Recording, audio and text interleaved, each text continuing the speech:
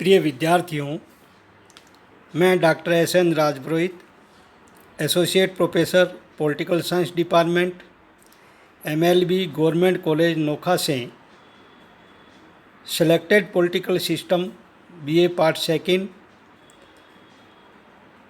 प्रथम प्रश्न पत्र में निरंतर ऑनलाइन वीडियो के माध्यम से आपको अमेरिका के संविधान के बारे में महत्वपूर्ण जानकारियाँ निरंतर दे रहे हैं। उसी क्रम में आज हम अमेरिका की कांग्रेस का द्वितीय सदन, जिसे हम उच्च सदन भी कहते हैं, सीनेट के बारे में एक प्रश्न जो बार बार पूछा जाता है कि अमेरिका का सीनेट दुनिया का सबसे शक्तिशाली सदन क्यों कहा जाता है, उसके बारे में आपको जानकारी देंगे। प्रतिनिधि सभा अमेरिका कांग्रेस का प्रथम एवं सीनेट अमेरिका की कांग्रेस का द्वितीय एवं उच्च सदन है। संसार के अधिकांश देशों में प्रथम सदन अधिक शक्तिशाली होता है, जबकि अमेरिका में कांग्रेस का द्वितीय सदन सीनेट अत्यधिक शक्तिशाली है। प्रतिनिधि सभा की तुलना में सीनेट के शक्तिशाली होने के कारण इस प्रकार है। सर्वप्रथम, अमेरिका के सीनेट दुनिया का शक्तिशाली उच्च सदन क्यों कहा जाता है, उसका पहला कारण है संविधान निर्माताओं की भावना। संविधान निर्माता सीनेट को एक शक्तिशाली सदन बनाना चाहते थे ताकि वह राष्ट्रपति पर नियंत्रण रख सके, संघात्मक ढांचे की रक्षा कर सके और लोकप्रिय सदन के जोश को ठंडा कर सके। प्रोफेसर मुनरो ने ठीक ही लिखा है कि यह कोई भूल नहीं है कि संविधान निर्माताओं ने संविधान में कांग्रेस के उल्लेख के समय सीनेट का नाम पहले लिखा है। अमेरिका के संविधान के अनुच्छेद 1 में सीनेट का पहले नाम आया है और बाद में प्रतिनिधि सभा का नाम आया है। इससे मुनरो ये कहते हैं कि ये कोई शाब्दिक भूल नहीं थी, क्योंकि अमेरिका के संविधान निर्माता जानबूझकर सीनेट को शक्तिशाली बनाना चाहते थे। दूसरा है लंबी कार्य अवधि।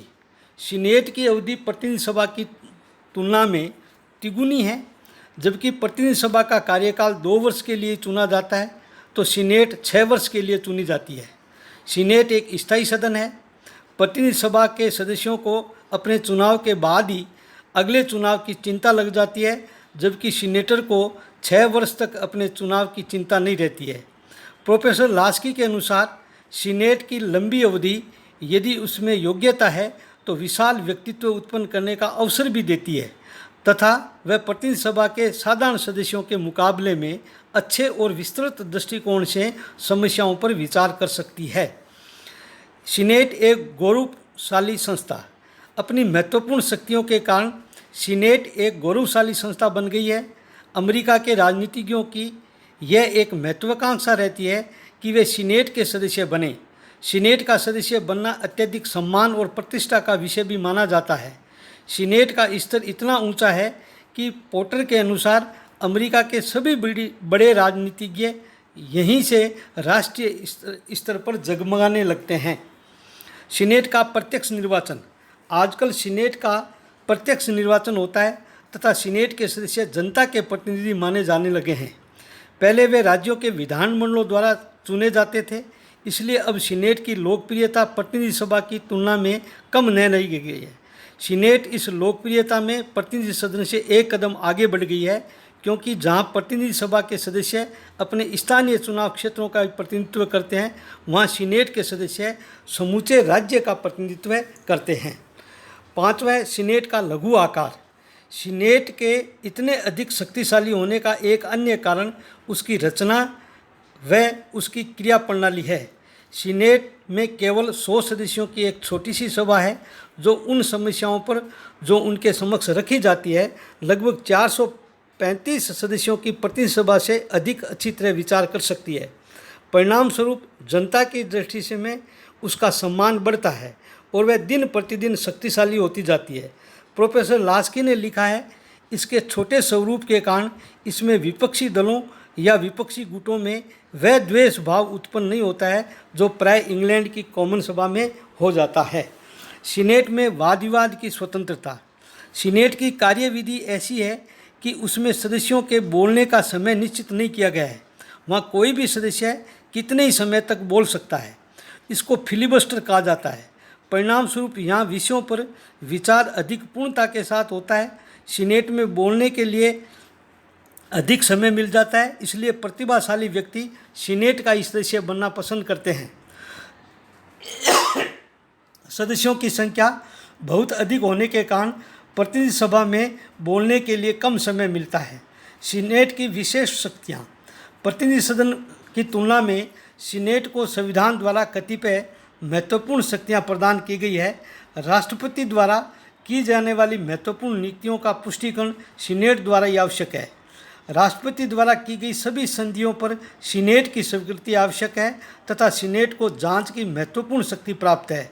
संक्षेप में कहा जा सकता है कि सीनेट अमेरिका के शासन तंत्र में अत्यंत महत्वपूर्ण और गौरवशाली निकाय है।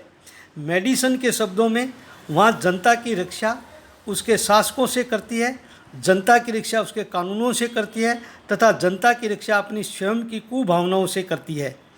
प्रतिनिधि सभा के सदस्य सीनेट की सदस्यता प्राप्त करने के लिए इच्छुक रहते हैं।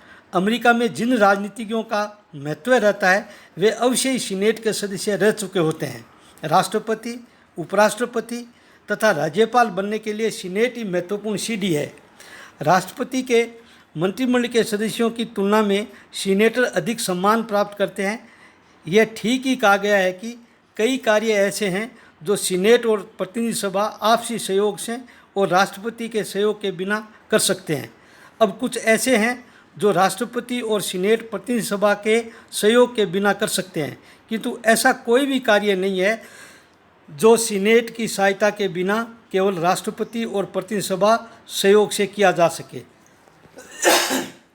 चार्ल्स बीयड के शब्दों में अपनी शिल्प चातुरी, लंबे अनुभव तथा अपनी योग्यता के कारण दाव पेच में सीनेट प्रतिनिधि सभा से सदा बाजी मार ले जाती है। सीनेट की प्रतिष्ठा का तुलनात्मक दृष्टि से विश्लेषण करते हुए डी टाकविले ने ठीक ही लिखा है कि वाशिंगटन की प्रतिनिधि सभा में घुसने पर इस महती सभा के गंवारू ढंग पर नज़र पड़ती है। इसमें कोई प्रसिद्ध व्यक्ति नहीं दिखाई देता। इस स्थान के कुछ ही दूरी पर सीनेट के दरवाजे हैं, जिसके छोटे से स्थान में अमेरिका के अधिकांश प्रसिद्ध व्यक्ति उपस्थित रहते हैं। इसमें मुश्किल से ही कोई ऐसा व्यक्ति दिखाई देगा जिसका जीवन मेहनत तथा क्रियाशीलता से भरा हुआ नहीं हो। सीनेट में ओजस्वी भाषण देने वाले वकील, बड़े बड़े योद्धा, बुद्धिमान, मजिस्ट्रेट तथा प्रसिद्ध राजनीतिज्ञ होते हैं, जिनके भाषण यूरोप के उल्लेखनीय संसदविदों के भाषणों से कम महत्वपूर्ण नहीं होते हैं। इसलिए अमेरिका की सीनेट को, उच्च सदन को दुनिया का सबसे शक्तिशाली सदन कहा जाता है। आज इतना ही। धन्यवाद।